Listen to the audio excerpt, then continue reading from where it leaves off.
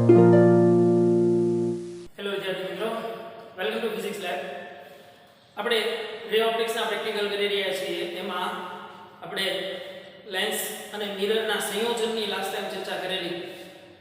હવે આજનો પ્રેક્ટિકલ જે છે એ લેન્સના સંયોજનની ચર્ચા છે. તો આજના આ પ્રેક્ટિકલનો આપણો મેઇન હેતુ શું છે કે બહિર્ગોળ લેન્સનો ઉપયોગ કરી અંતર્ગોળ લેન્સની કેન્દ્ર લંબાઈ શોધો. તો બહિર્ગોળ લેન્સનો ઉપયોગ કરીને અંતર્ગોળ લેન્સની કેન્દ્ર લંબાઈ શોધવાની. જો અહીંયા બે લેન્સીસ છે, મતલબ કે અહીંયા જે પ્રતિબિંબ જે ઇમેજ રચાશે એ ઇમેજ વક્રીભવનના કારણે છે.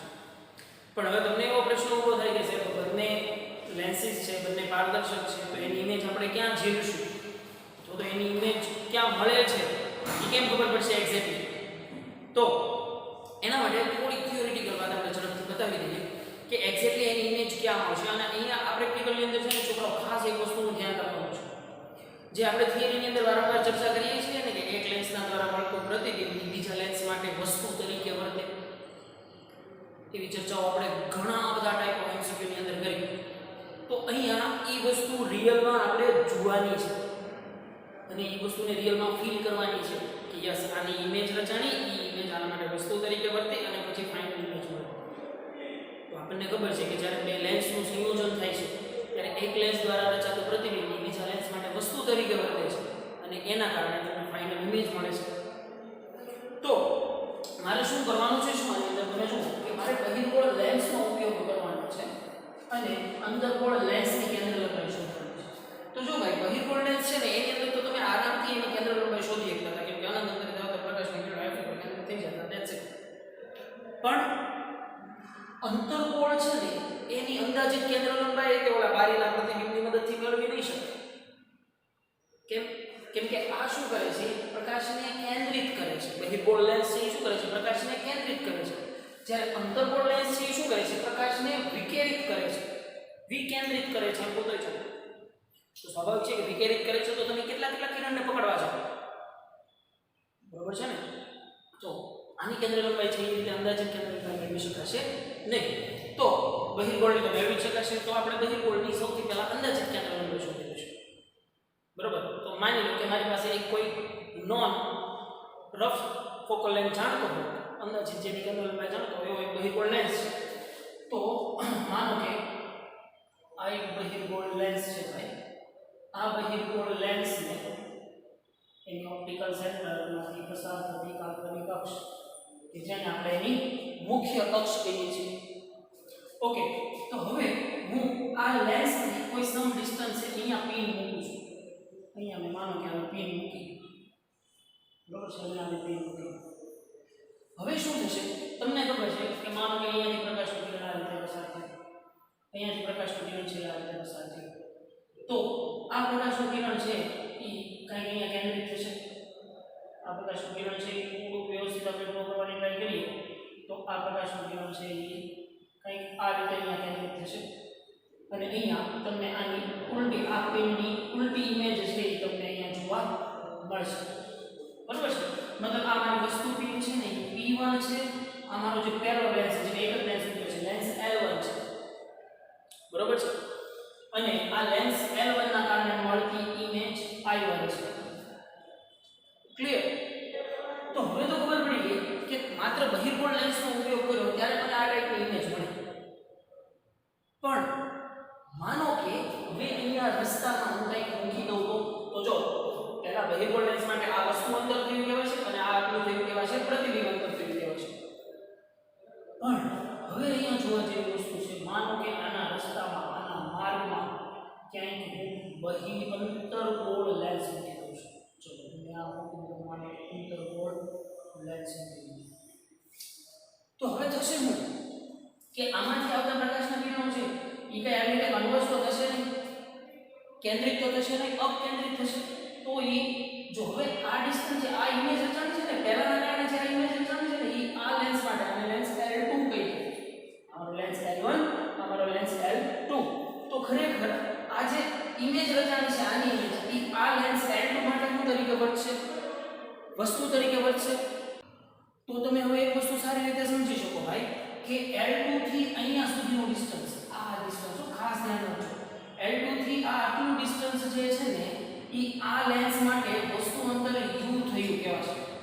છે કે નહીં?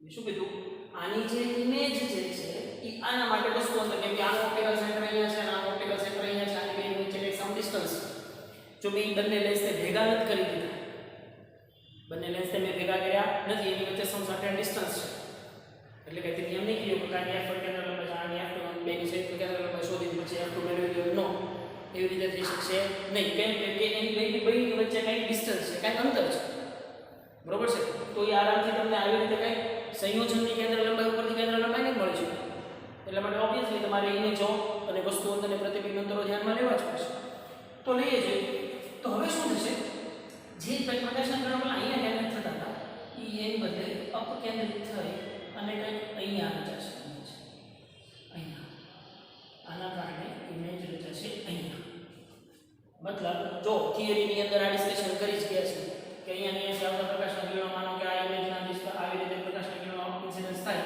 તો અહીંયા આપાત થઈને અપકેન્દ્રિત થઈને અહીંયા ઇમેજ રચે છે મતલબ કે તમારી ફાઇનલ ઇમેજ ડિસ્ટન્સ જે છે ને પ્રતિબિંબ અંતર v જે છે ને એ આટલું થઈ ગયું છે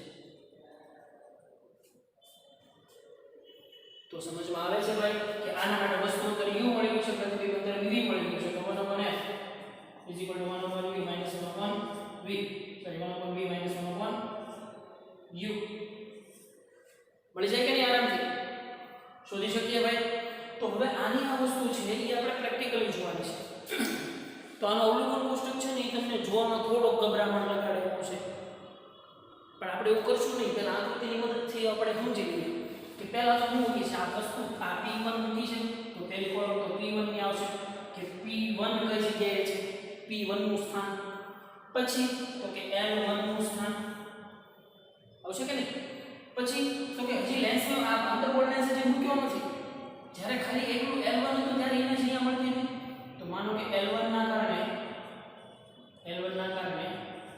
જે p2 મૂકવી પડશે એનો ડિસ્ટન્સ મતલબ ત્યારે આ પ્રતિબિંબ જીરવા માટે હું અહીંયા એક p મૂકીશ ને જેના કારણે અહીં આની એકદમ મેચ થતું હશે હું જોઈશ તો ત્યારે એક p2 નો યુઝ કરીશ l1 ના કારણે રચાતા પ્રતિબિંબની પ્રતિબિંબ p2 મૂકીશું તો p1 l1 p2 હવે મેં શું કર્યું છે વચ્ચે મૂકી દીધો છે બહિર્ગોળ લેન્સ મૂકી દીધો છે સોરી અંતર્ગોળ લેન્સ મૂક્યો છે મતલબ l2 નું સ્થાન લેન્સ 2 નું સ્થાન હવે લેન્સ 2 મૂક્યો છે તો મારી અહીંયા મૂકેલું પિન કઈ અહીંયા તો પ્રતિબિંબ રચાશે એટલે પાછું ઈ પ્રતિબિંબ જીરવા માટે હું આને આગળ પાછળ એડજસ્ટ કરીશ તો ત્યારે પિન પછી p2 અહીંયા આવી જશે તો l2 ના કારણે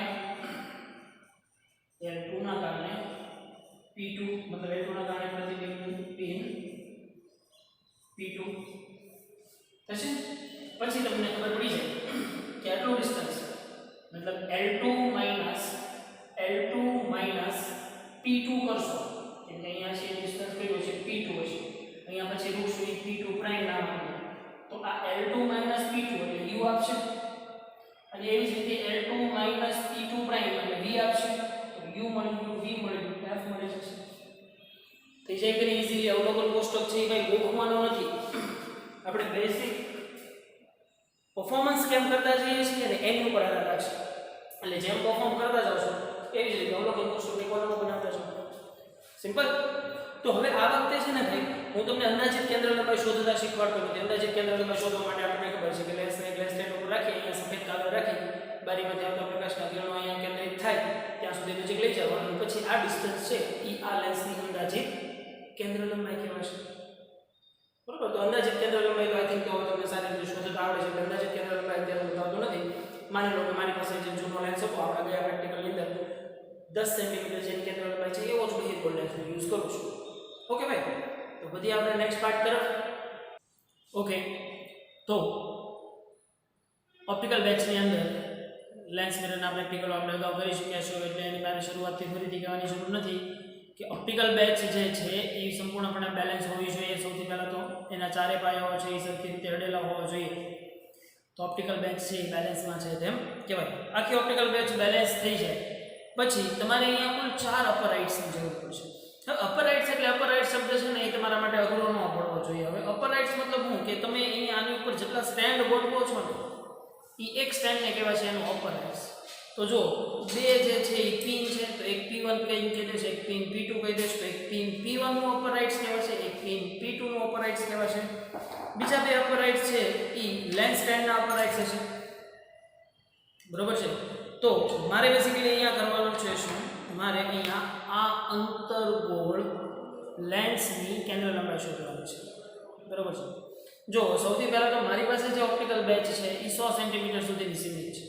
200 સેન્ટીમીટરની રેન્જની પણ ઓપ્ટિકલ બેચ આવે છે, પણ મારી પાસે 100 સેન્ટીમીટરની રેન્જની ઓપ્ટિકલ બેચ છે, એટલે હું એને અકોર્ડિંગ મારી પીનો સેટ કરીશ. એટલે ખાસ યાદ રાખજો.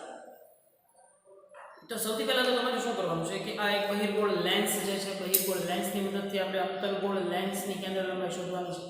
તો આની અંદાજિત કેન્દ્ર લંબાઈ હવે મારે શીખવાડવાની જરૂર છે. એની આપણે ઓલરેડી અગાઉ ઘણી વખત કરી ગયા છીએ બારીના વિન્ડોના પ્રતિબિંબની રીતે. તો તમારે આની અંદાજિત કેન્દ્ર લંબાઈ જે છે ને એનાથી 2f જેટલા ડિસ્ટન્સે આ લેન્સ ગોઠવવાનો છે. એટલે એના માટે હું સૌથી પહેલાં ગોઠવી દઉં મારી ઓબ્જેક્ટ પિનને. ખાસ ધ્યાન રાખજો, આ ઓબ્જેક્ટ પિન મારી વોચવાળા હેન્ડ બાજુ છે, એટલે તમને વસ્તુ પિન ને પ્રતિબિંબ પિનના સ્થાનોમાં લેવામાં કન્ફ્યુઝન ના થાય. તો સૌથી પહેલાં તો આ વસ્તુ પિનને હું ગોઠવી દઈશ આ બાજુ, પણ એક્ઝેક્ટ 0 એ ગોઠવું છું. મારી સ્કેલનો 0 અહીંયા છે એક્ઝેક્ટ. બરોબર છે. એટલે મેં મારી વસ્તુ પિન જે છે ને એને અહીંયા ગોઠવી દીધી, અને એ વસ્તુ પિન છે ને એને હું હવે ફિક્સ કરી દઈશ. વસ્તુ પિનને હવે હું છે ને જાજે ડિસ્ટર્બ નહીં કરું, વસ્તુ પિન ફિક્સ જ રાખીશ. મતલબ મારી ઓબ્જેક્ટ જે છે મૂળ ઓબ્જેક્ટ એ ઓબ્જેક્ટ ફિક્સ રહેશે. ઓબ્જેક્ટ ડિસ્ટન્સ છે એ 0 સેન્ટીમીટર જ રહેશે. હવે હું શું કરું છું, આ લેન્સથી મારે ઓબ્જેક્ટને 2f જેટલા ડિસ્ટન્સે રાખવું છે. હવે હું લેન્સને 2f જેટલા ડિસ્ટન્સે રાખું કે ઓબ્જેક્ટને 2f જેટલા ડિસ્ટન્સે રાખું, બે વચ્ચેનું ડિસ્ટન્સ છે એ 2f જેટલું મેન્ટેન થવું જોઈએ. તો એ 2f જેટલું ડિસ્ટન્સ મેન્ટેન કરવા માટે માનો કે હું આને મૂકી દઉં છું કોઈ 20 સેન્ટીમીટર આસપાસ, પણ આને હું અત્યારે લોક કરતો નથી. બરોબર છે. તો જો અત્યારે હવે સિંગલ લેન્સ છે, તો આ પિનમાંથી આવતું પ્રતિબિંબ છે અહીંયા કંઈક રચાતું હશે. હવે એ પ્રતિબિંબ એક્ઝેક્ટ ક્યાં રચાય છે એ પ્રતિબિંબ ઝીલવા માટે હું એક બીજી પ્રતિબિંબ પિન મારા આ બાજુના હાથે છે જે છે એ પ્રતિબિંબ પિન છે. ખાસ યાદ રાખજો, આ જે છે એ તમારી ઓબ્જેક્ટ પિન છે જે ફિક્સ હશે. બરોબર છે. એને પછી ડિસ્ટર્બ કરવાની છે નહીં. તો આ બાજુ તમે ઓબ્જેક્ટ પિન ગોઠવી અને અહીંયાથી તમારે પ્રતિબિંબ જોવાનું છે, જે અગાઉ આપણે ઘણા વખત જોઈ ગયા છીએ કે અહીંથી અહીં એક્ઝેક્ટ મેચ થાય એવું પ્રતિબિંબ મેળવવાનું છે. ક્લિયર? તો હું મેળવી લઉં છું એ પ્રતિબિંબ.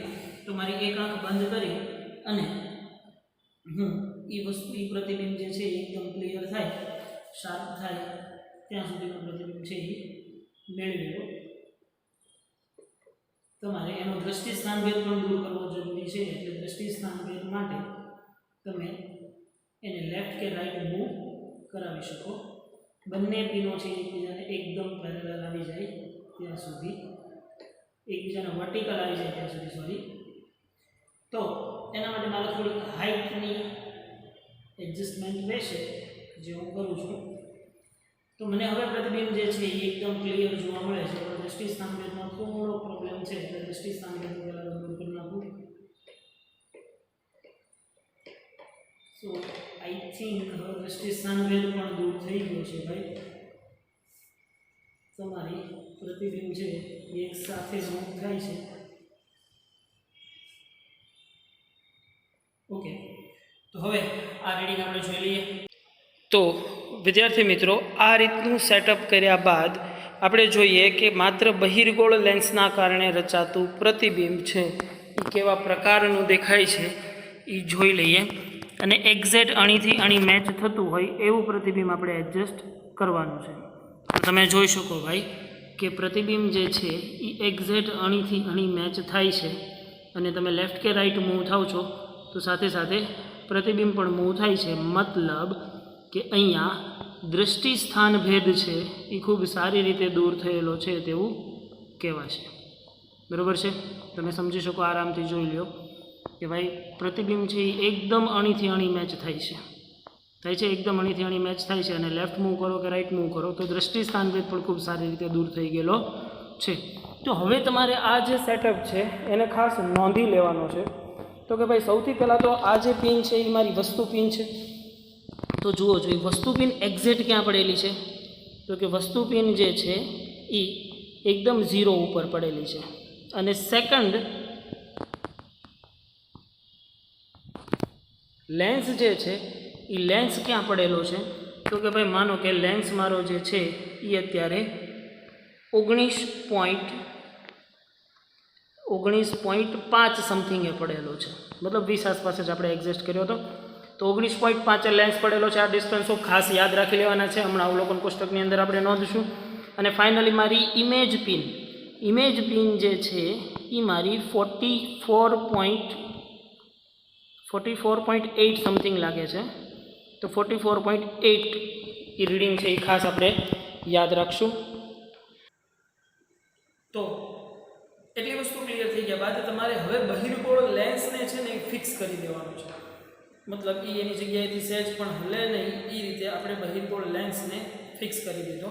હવે બહિર્ગોળ લેન્સને આપણે મૂવ કરવાનું છે નહીં. એટલે એક વસ્તુ તો સમજાઈ ગઈ કે હવે થ્રુ આઉટ પ્રેક્ટિકલ આ બે વસ્તુઓને ડિસ્ટર્બ કરવાની છે નહીં. હવે શું કરશો? જો આના કારણે ફાઇનલ ઇમેજ અહીંયા રચાતી હતી. મતલબ જો અહીંયા જો હવે હું ગમે એ લેન્સ મૂકીશ ને તો અહીંયાથી આટલું ડિસ્ટન્સ છે ને એના માટે વસ્તુ અંતર તરીકે વધશે, જે આપણે હમણાં આકૃતિની મદદથી સમજ્યા હતા. એટલે ખાસ આ ડિસ્ટન્સને ભલે આપણે ડિસ્ટર્બ કરશું પણ આ ડિસ્ટન્સ તમારા માટે ખૂબ મહત્વનું રહેશે. ફોર એક્ઝામ્પલ માનો કે આ એક બીજો અંતર્ગોળ લેન્સ જે છે એને હું એની વચ્ચે મૂકું છું. તો આ અંતર્ગોળ લેન્સને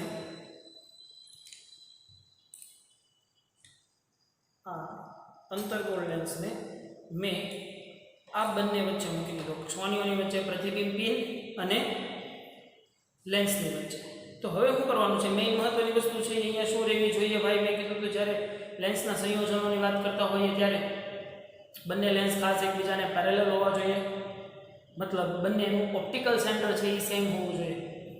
ઓપ્ટિકલ સેન્ટર કોને કહેશું? આ એમ ઓપ્ટિકલ સેન્ટર, આ એમ ઓપ્ટિકલ સેન્ટર, બેયના ઓપ્ટિકલ સેન્ટર એકબીજાને પેરેલલ રહેવા જોઈએ. તો હવે તમને ખબર પડી કે જો પહેલાં આના કારણે ઇમેજ અહીંયા રચાતી હતી, તો આ આટલું અંતર જે છે એ આ લેન્સ માટે વસ્તુ અંતર તરીકે વધશે, કેમ કે આ હવે જો વસ્તુ પિન આ થઈ ગઈ. હવે આની ઇન્વર્ટ ઇમેજ તમારે અહીંયા કંઈક રચાતી હશે અહીંયાથી એટલા ડિસ્ટન્સમાં, જે તમારે નોંધવાનું છે. સમજાય છે ભાઈ?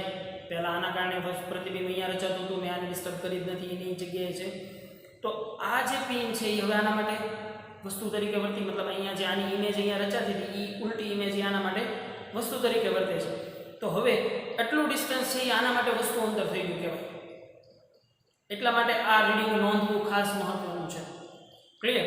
તો હવે માનો કે મેં લેન્સને અહીંયા ગોઠવી દીધું છે, હું બંનેને પેરેલલ ગોઠવવાની એવી કોશિશ કરું અને ફાઇનલ ઇમેજ મારી છે એ અહીંયા નોંધું. તો સૌથી પહેલાં તમારા લેન્સીસ બંને છે એકબીજાને પેરેલલ હોવા જોઈએ, જે આઈ થિંક લગભગ બરાબર છે પેરેલલ.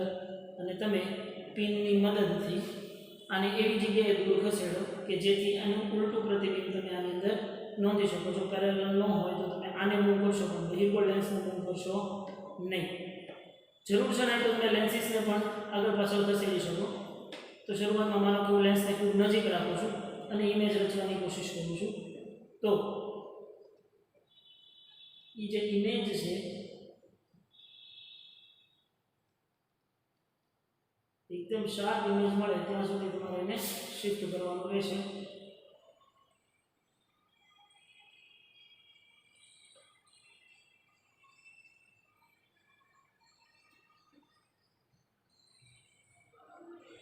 તો અહીંયા મને મારી ફાઇનલ ઇમેજ મળે છે ભાઈ, તમે જોઈ શકો. તો ભાઈ આપણે આ પ્રમાણેનો સેટઅપ જે છે એ આખો રેડી કર્યો છે. હવે જુઓ જે ફાઇનલ ઇમેજ રચાય છે એ કોના કારણે હવે રચાશે ભાઈ? અંતર્ગોળ લેન્સના કારણે ઇમેજ રચાશે. તો એ અંતર્ગોળ લેન્સના કારણે રચાતી ઇમેજ છે અને આપણે જોઈએ કે ભાઈ એ ઇમેજ છે એ એકદમ અણીથી અણી મેચ થતી હોય એવું પ્રતિબિંબ છે એ આપણે નોંધવાનું છે. તો તમે જોઈ શકો ભાઈ કે જો પ્રતિબિંબની પિન તમને દેખાય છે, તમે થોડુંક કેરફુલી જોવાની કોશિશ કરો તો જો દૃષ્ટિ સ્થાનભેદ પણ ખૂબ સારી રીતે દૂર થયો હોય એવું તમે જોઈ શકો છો. તો જો આ ઇમેજ રચાણી છે એ કોના કારણે? બહિર્ગોળ લેન્સ અને અંતર્ગોળ લેન્સના સંયોજનના કારણે રચાણી છે. જો તમે તો એ માટે મેં દૃષ્ટિ સ્થાનભેદ થોડોક ઓછો દૂર કર્યો છે જેથી કરીને તમે દરેક પિનને સેપરેટ જુદી પાડી શકો એ માટે થઈ. બરાબર છે? તો હવે મારા ફાઇનલ ડિસ્ટન્સ છે એ મારે જોવા પડશે કે આ જે છે પહેલો બહિર્ગોળ લેન્સ છે આ મારું L1 હતું, આ મારું L2 થશે અને આ P2 પ્રાઇમ થશે કે નહીં? તો L2નું સ્થાન ક્યાં છે આપણે નોંધી લઈએ જોઈએ. તો કે ભાઈ L2નું સ્થાન જે છે એ કોઈ 31 સમથિંગ છે અને P2 પ્રાઇમનું સ્થાન છે એ લગભગ કોઈ 50 એટલે 51, 2, 3, 4, 5, 6 એન્ડ 57 સમથિંગ કંઈક છે. બરાબર છે? તો તમે આરામથી આ બધી જ રીડિંગ છે, આ બધી જ વેલ્યુ છે એ આરામથી તમે અવલોકન કોષ્ટકમાં પુટ કરશો. તો જોઈ લઈએ આપણે ભાઈ આનો અવલોકન કોષ્ટક. ખાસ આ સેટઅપ છે એ ખાસ યાદ રહેવો જોઈએ કે બહિર્ગોળ લેન્સની આ બાજુએ વસ્તુ પિન રહેશે, પછી અંતર્ગોળ લેન્સ આવશે અને પછી આ બાજુ પ્રતિબિંબ પિન આવશે. ઓકે, તો જોઈ લઈએ અવલોકન કોઠાની અંદર. પણ અવલોકન કોઠો છે મેં કીધું એની છે ગોખવાનો છે નહીં, પ્રયોગની પદ્ધતિ ઉપરથી એને યાદ રાખવાનું છે. તો પ્રયોગ પદ્ધતિની અંદર આપણે ઝડપથી જોઈ લઈએ. મેં શું કીધું ભાઈ છે સૌથી પહેલા બહિર્ગોળ લેન્સ ધ્યાન રાખજો. અહીંયા ખાસ એટલે તમને અવલોકન કોષ્ટક છે એ ગોખવો ન પડે ભાઈ. પહેલા મેં લેન્સ મૂક્યો L1, એની આ બાજુ મેં મૂકી કોઈ એક પિન કે જેને મેં નામ આપી દીધું છે P1. તો પહેલા મેં P1 ગોઠવી હતી, તો વસ્તુ પિનનું સ્થાન P1 નું સ્થાન છે તમારી ઓપ્ટિકલ મેચમાં જે જગ્યાએ હશે એ જગ્યાએ. હવે શું થશે? આમાંથી પ્રકાશના કિરણો આ પ્રમાણે નીકળશે અને એ કોઈ આવી રીતે કોઈ એક જગ્યાએ છે એ કેન્દ્રિત થશે. તો અહીંયા મારે આની ઇન્વર્ટેડ ઉલટી ઇમેજ રચાણી ભાઈ. એ ઉલટી ઇમેજ રચાણી અહીંયા, જેને હું I1 ઇમેજમાં કહી દઉં. તો હવે આ I1 ઇમેજ જે છે ને અહીંયા મેં એ ઇમેજ મેળવવા માટે એક પિન બીજી રાખી હતી, જેનો અત્યારે હાલાકી ડ્રો નથી કરતો. તો અહીંયા I1 ની બદલે હું કહી દેવાય પિન P1 નું ડિસ્ટન્સ. તો જો સૌથી પહેલું P1 અહીંયા જે ગોઠવ્યું છે સોરી P2 પિન, પછી બહિર્ગોળ લેન્સ L1 નું સ્થાન, પછી L1 ના કારણે મળતું આના કારણે મળતું પ્રતિબિંબનું સ્થાન P2 પિન ની મદદથી મારે કોઈ મળ્યું પડે. ક્લિયર હતું? હવે પછી શું કીધું? આ બંનેની વચ્ચે આ બંને પિન P2 અને લેન્સની વચ્ચે શું મૂકી દીધું મેં? એક અંતર્ગોળ લેન્સ મૂકી દીધું. તો અંતર્ગોળ લેન્સનું તો કામ જ શું છે ભાઈ? પ્રતિબિંબને વિકેન્દ્રિત કરવાનું. તો એ પ્રતિબિંબને વિકેન્દ્રિત કરી મતલબ આમાંથી પ્રકાશના કિરણો. એટલે હવે જો આ મારો લેન્સ થયો L2. તો જે થિયરીની અંદર આપણે ચર્ચા કરતા હતા એની યાદ આવી કે આ ઇમેજ જે કોના કારણે રચાય છે? L1 ના કારણે રચાય છે. તો L1 ની ઇમેજ છે એ L2 માટે ઓબ્જેક્ટ તરીકે વર્તશે, વસ્તુ તરીકે વર્તશે. તો એની એક નવી ઇમેજ રચાશે. એ ઇમેજ ક્યાં રચાશે? એ સમથિંગ આવી રીતે ઉલટી હોય. તો આ બંનેના કારણે રચાતી ફાઇનલ ઇમેજ અહીંયા, જેને હું P2 પ્રાઇમ કહી દઉં. તો જુઓ તમને અવલોકન કોષ્ટક છે ને આરામથી યાદ રહી જાય. પહેલું મેં P1 ગોઠવ્યું હતું, તો વસ્તુ પિન P1 નું સ્થાન, પછી મેં બહિર્ગોળ લેન્સ મૂક્યો તો L1 નું સ્થાન, જેને મેં B કહી દીધું છે. પછી L1 ના કારણે રચાતી ઇમેજ છે અહીંયા રચાતી હતી, જેને મેં P2 નામ આપી દીધું. પછી મેં શું કર્યું? વચ્ચે અંતર્ગોળ લેન્સ મૂક્યો, તો એ વચ્ચે અંતર્ગોળ લેન્સ મૂક્યો તો L2 નું સ્થાન, પછી L1 અને L1 ના કારણે રચાતી પ્રતિબિંબ P2 પ્રાઇમ નું સ્થાન. એટલું ખબર પડી ગઈ? હવે મેં શું કીધું હતું ભાઈ? અહીંયા જે આ ઇમેજ રચાય છે એ ઇમેજ આના માટે શું છે? વસ્તુ તરીકે વર્તે છે. મતલબ અહીંયાથી આટલું ડિસ્ટન્સ જેને કહેવાય છે વસ્તુ અંતર u, અને અહીંયાથી એટલું ડિસ્ટન્સ જેને કહેવાય છે પ્રતિબિંબ અંતર v. સિમ્પલ.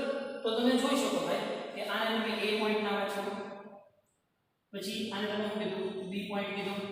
આ જે રચાતો હતો એને તમે c પોઈન્ટ કીધું. અહીંયા જે વચ્ચે મૂક્યું એને તમે d પોઈન્ટ કીધું અને આને ફાઇનલી e કીધું. તો જુઓ છો તમારું વસ્તુ અંતર u બરાબર કેટલું થયું કહેવાય? d - c કે c - d એટલું ડિસ્ટન્સ થયું કહેવાય. તો મૂકી દો u બરાબર c - d.